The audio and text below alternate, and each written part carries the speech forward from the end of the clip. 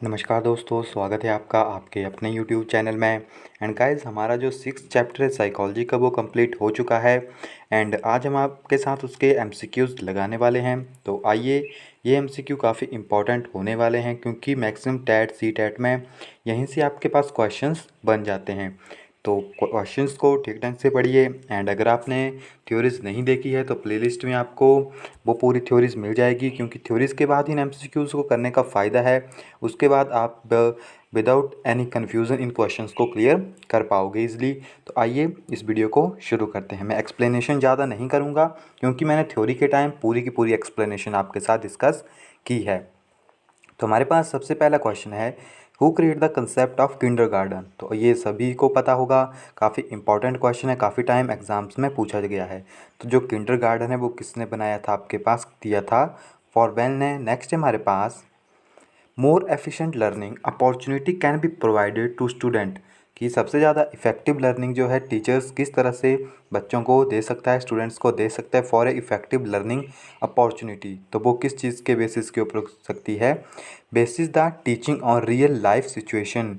अगर हम real life के example and real life situation को फॉर एग्जाम्पल वर्क करेंगे तो वो आपके पास काफ़ी ज़्यादा इफ़ेक्टिव हो सकती है। नेक्स्ट है हमारे पास, an institution based on progressive ideology has the trade. जो प्रोग्रेसिव एजुकेशन है वो किस चीज़ के बेसिस के ऊपर है, वो आपके पास बेसिस के ऊपर है। An institute based on progressive ideology has the trade of constructing knowledge and participation and collaboration. So option number 3 जो है राइट आंसर है। नेक्स्ट है हमारे पास, a teacher having progressive mindset will always try to.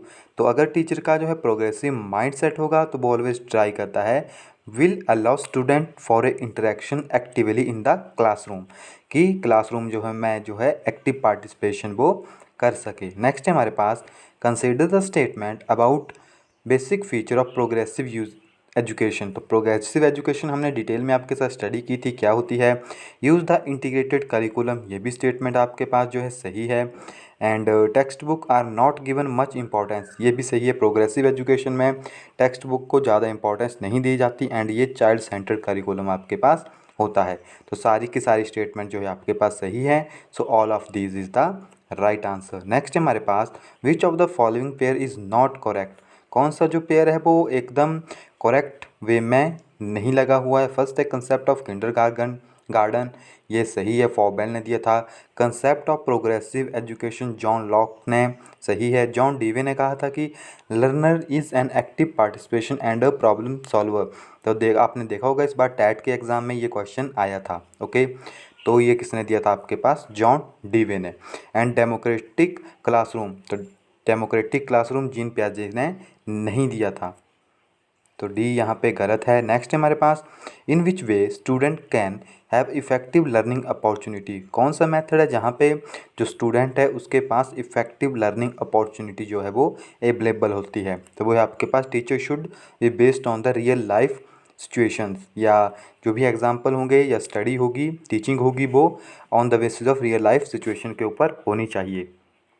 Next है हमारे पास, which of the character given below is no is are correct in context of basic principle of child development, कि कौन से जो प्रिंसिपल हैं चाइल्ड डेवलपमेंट के ऊपर बेस्ड हैं, सही हैं। Cooperating and discussion, sociologist topic with other, model of conduct, respectful argument and conflict resonance या रिसोल्यूशन, हैविंग अ से in the planning and design of top unit of institute, तो या instruction. सो option number 8 का अगर आप देखोगे तो sorry question number 8 का, तो सारे के सारे ऑप्शन जो है सही हैं। So D is the right answer. Next है हमारे पास, which of the given statement is feature of social constructivist classroom. Social constructivist classroom के बारे में हमने आपके साथ डिटेल में स्टडी किया था कि वो क्या होता है, किस तरह से वो वर्क करता है। तो अगर आप यहाँ पे देखोगे तो real world problem work on the in the best way using each other expertise by teacher and student. तो ऑप्शन नंबर ए जो है यहाँ पे आपके पास राइट आंसर होगा। नेक्स्ट की तरफ बढ़ते हैं। नेक्स्ट है हमारे पास, which of the kind progressive education, कौन सा जो है प्रोग्रेसिव एजुकेशन का पार्ट है। तो हमने आपके साथ 3 मेथड यूज़ किए थे, मोनेस्टेरी, ह्यूमनिस्ट एंड कंस्ट्रक्टिविस्ट। तो ये तीनों के तीनों जो हैं राइट आंसर हैं। नेक्स्ट है हमारे पास, John Dewey advocate lab school, these lab school are the example of. तो लैब स्कूल जो है किसने दिए थे, जॉन डीवे ने दिया था, और ये किसका पार्ट था, प्रोग्रेसिव एजुकेशन या स्कूल्स का। 12 है हमारे पास, which of the given situation is conductive to creative answer to the question that are asked by the teacher. तो यहाँ पे आपके पास पूछा गया है कि which of the given situation, कौन सी वो सिचुएशन है, is conductive the creativity answer to the question that are asked to by the teacher. कि स्टूडेंट जो है एकदम क्रिएटिव आंसर देगा जब टीचर कोई क्वेश्चन पूछता है। तो वो हो सकता है nature of the question should be open ended which lead to answer beyond a definition framework. Next है हमारे पास, ह्यूमनिस्ट एजुकेशन फोकस ऑन। जो ह्यूमनिस्ट एजुकेशन थी वो किस चीज़ के ऊपर फोकस करती थी, तो ये भी हमने आपके साथ स्टडी किया था, वो डिपेंड करती थी आर्ट्स एंड सोशल साइंस के ऊपर। नेक्स्ट है हमारे पास, a teacher because of his and her democratic nature allow student to sit all over the class. Some sit together and discuss or do group reading. Some sit quiet and read by themselves. A parents does not like it. Which of the following may be the best way to handle the situation? आपने देखा होगा कुछ बच्चे जो हैं class में अलग रहते हैं, यानी डेमोक्रेटिक नेचर होता है, कुछ अलग बैठना पसंद करते हैं, तो डिफरेंट डिफरेंट टाइप के नेचर्स हैं। तो यहाँ पे इस प्रॉब्लम को सॉल्व करने के लिए जो है क्या करना चाहिए, तो यहाँ पे parents should show trust in the teacher and discuss the problem with the teacher. तो थर्ड जो है राइट आंसर है। नेक्स्ट है हमारे पास, which of the following will foster creativity among learner. तो कौन सा जो है लर्नर के अंदर क्रिएटिविटी ला सकता है, वो है providing opportunity to question and to nature the innate talent of every learner. Next है हमारे पास, which of the following should be consider the most important quality of a teacher at primary level. तो primary level के ऊपर सबसे ज़्यादा होनी चाहिए competence in method of learning and knowledge of the subject. Next है हमारे पास, Froebel most important contribution to education was his development of. तो फॉबेल ने क्या दिया था आपके पास, किंडरगार्टन। चाइल्ड सेंटर्ड एजुकेशन बास advocated by which of the following thinker. Child centred education किसने दी थी, जॉन डीवे ने। एंड नेक्स्ट है हमारे पास, which of the following is a feature of progressive education. तो प्रोग्रेसिव एजुकेशन का फीचर होता है flexible time table and sitting arrangement. Next हमारे पास, the simple emphasis for teaching to learn can be set by adopting child centred pedagogy. Next है हमारे पास, in a child centre classroom children generally learn. तो जो आपके पास child centre classroom होता है, बच्चे उसमें स्पेशली क्या सीखते हैं, individual and in a group, या अकेले सीखेंगे या ग्रुप्स में सीखेंगे। लैब स्कूल, तो जो लैब स्कूल है वो किसका पार्ट होता है, अभी हमने स्टडी किया था प्रोग्रेसिव स्कूल्स का। एंड जो चाइल्ड सेंटर्ड एजुकेशन है वो किसने दी थी, जॉन डीवे ने। And what is not include the child centred education. तो चाइल्ड सेंटर्ड एजुकेशन में कौन सा पार्ट जो है वो नहीं है, वो है असाइनिंग होमवर्क। ओके, नेक्स्ट है हमारे पास, इन कंस्ट्रक्टिविज़म। जो कंस्ट्रक्टिविज़म है उसमें एजुकेशन जो है किसके बेसिस के ऊपर होनी चाहिए, on the basis of child centred.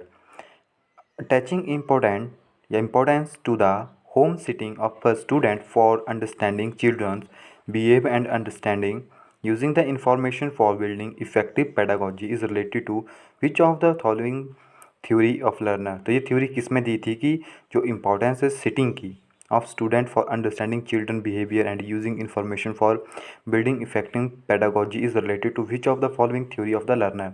तो ये आती है आपके पास सोशल कंस्ट्रक्टिविज्म में। In the context of progressive education, which of the following statement is true according to John Dewey. आपको पता है तो थ्योरी हमने आपके साथ स्टडी की थी जॉन डीवे की। उन्होंने आपके पास प्रोग्रेसिव एजुकेशन का जो पार्ट दिया था उसमें कौन सी टर्म जो है वो सही है, वो है आपके पास student should be able to solve social problem themselves.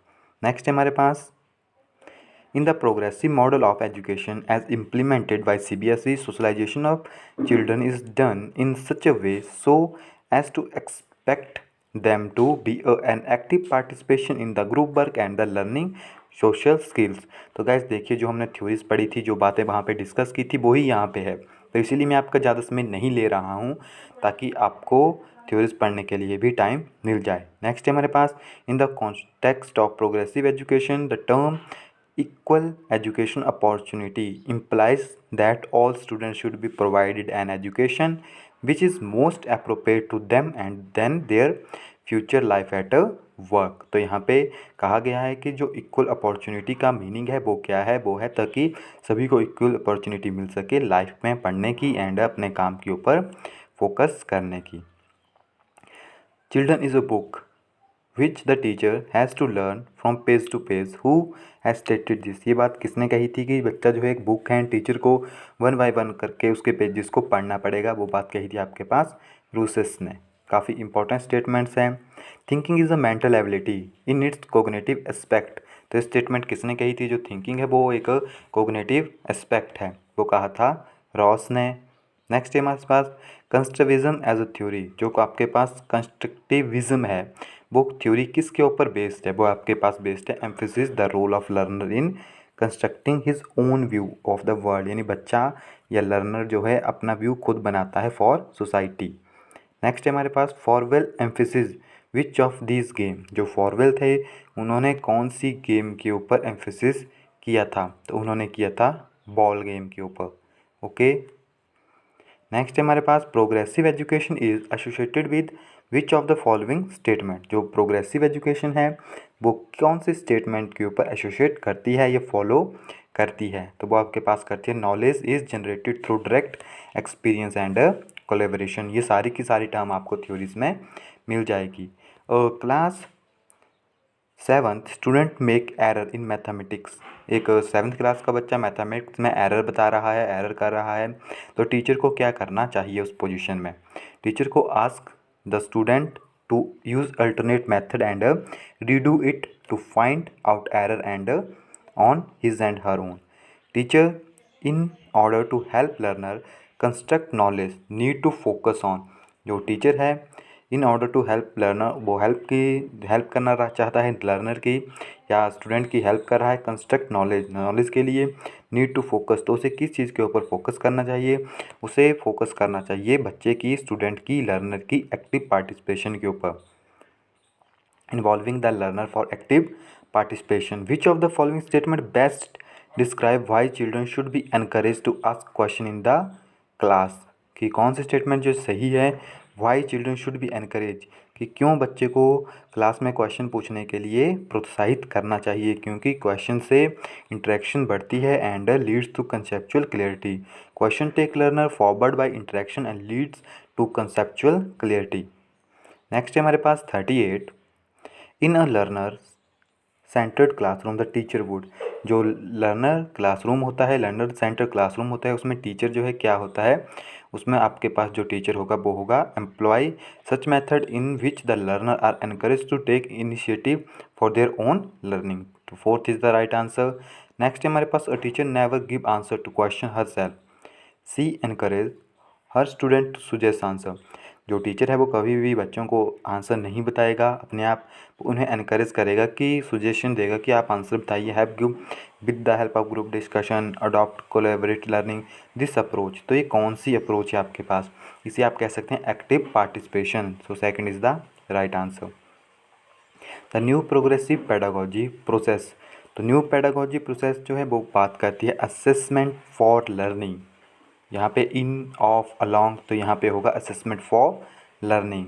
Children have the potential to create own knowledge and making mean. From this perspective the role of a teacher is that of. तो teacher का role होता है as a facilitator, ये हमने पढ़ा भी था। Next है हमारे पास चाइल्ड सेंटर एजुकेशन इन्वॉल्व। वो किस चीज़ के ऊपर इन्वॉल्व होती है? वो आपके पास होती है hand on activity for kids. Progressive education होती है led strong emphasis on problem solving and crucial thinking. A key factor of child centre classroom is. तो इसमें जो है बच्चा ईजिली इंटरेक्शन करके सीख सकता है। तो यहाँ पे कौन सा जो है आपके पास राइट आंसर होगा? The student with the teacher guidance are made responsible for constructing their own understanding. Learner center approach mean the method where learner own initiative and effort to are involved in learning. Progressive education entails that the classroom is। तो जो progressive education है वो किस चीज़ के ऊपर follow करती है? वो करती है democratic and there is a space given to children for understanding. बच्चे को स्पेस मिलना चाहिए समझने के लिए ताकि वो खुद ब खुद चीज़ों को समझ सके। Which one of the following situation is illustrative of a child centred classroom. तो यहाँ पे राइट आंसर होगा class in which the student are sitting a group and the teacher turn to go to each other. तो 47 का 3 जो है right answer है। Question था which of the following situation is illustrative of child centre classroom, कि child centre classroom में किस तरह की आपके पास कंडीशन होनी चाहिए। तो वो है class in which the student are sitting in a group and the teacher take turn to go to each groups. Next है हमारे पास in a progressive classroom setup the teacher facilitate learner by providing an environment that promote discovery. So 4th is the right answer, कि progressive classroom में teacher जो है प्रोत्साहित करता है बच्चों को कि वो न्यू इन्वेंशन करे। नेक्स्ट है हमारे पास चाइल्ड सेंटर्ड पैडागोजी मीन, जो चाइल्ड सेंटर्ड पैडागोजी है उसका क्या मीनिंग होता है। तो चाइल्ड सेंटर्ड पैडागोजी का मीनिंग आपके पास होता है giving primacy to children experience and their voice। so 1 is the right answer। तो गाइज चैप्टर नंबर 6 में 50 क्वेश्चन थे आपके पास, जो हमने आपके साथ आज यहाँ पे स्टडी कर लिए। तो आई होप अब इस टॉपिक से रिलेटेड आपके पास कोई भी प्रॉब्लम नहीं होगी। अगर प्रॉब्लम है तो आप हमें कमेंट करके बता सकते हैं। एंड मिलते हैं नेक्स्ट वीडियो में, तब तक के लिए thank you, have a nice day.